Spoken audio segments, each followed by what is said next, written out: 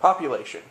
A healthy population is as large as the environment that surrounds the group can sustain, such as the Tacks in this orange. But population is constantly growing, and when a population grows too much, the area becomes overpopulated. Overpopulation becomes a problem very suddenly. Even as I speak, the Tacks have become overpopulated. Now the Tacks have a dilemma. What do? They need to pick what to do very quickly, though, because the clock is ticking as the orange becomes more and more overpopulated.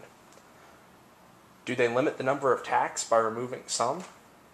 This seems rather harsh for something that's out of the Tacks' controls. So we can't control the number of Tacks.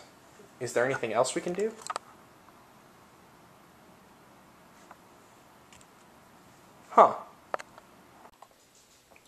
Overpopulation is a difficult problem to discuss, because how do we know when a population becomes overpopulated?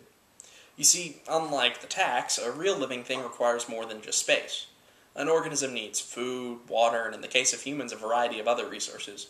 So given that, how do we know when an area becomes overpopulated? We can tell because not all the organisms can receive the materials required to live. So why does this matter? It matters because in recent years it's been proposed that humans are overpopulating the planet. In fact, many argue that the world is already overpopulated. So we can't control the number of people without raising certain questions of morality. The solution is to move into space. While this may sound like science fiction, the possibility of an extraterrestrial colony is very much science fact. So, how do we do it? Well, one way would be a space station. There is a problem, though. There's no gravity in space, and humans need it to live healthily. Well, you can relax because there's an easy solution, and that is with spinning. Have you ever been on a tilt-a-whirl ride at a carnival or amusement park? If you have, you may recall that you feel pressed up against the outside wall of the ride. That's because you are. This is called centripetal force, and it can be used to emulate gravity. For those of you who have never been on tilt-a-whirl, or were having too much fun to notice it, here's a practical demonstration of centripetal force, using this cup full of water and some string. You'll notice that the water stays in the cup because centripetal force is holding it against the bottom of the cup. Now, you may be thinking, I don't want to live on something spinning like this. Well, you won't have to. The space station is much larger, so it can spin much slower but still apply enough force.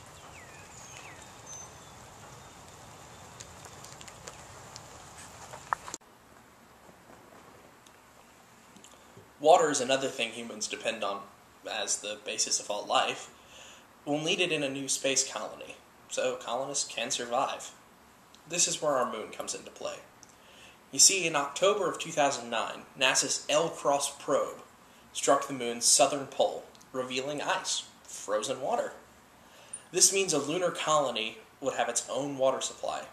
This makes the moon a great candidate for colonization, but not the only one.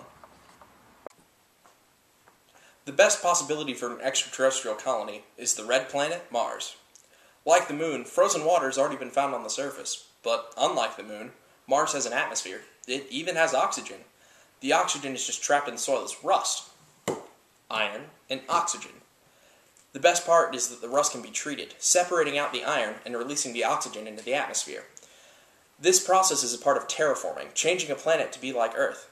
We could do it, and before too long, colonists could be looking out their windows to see a beautiful Martian landscape and breathe in that lovely Martian air.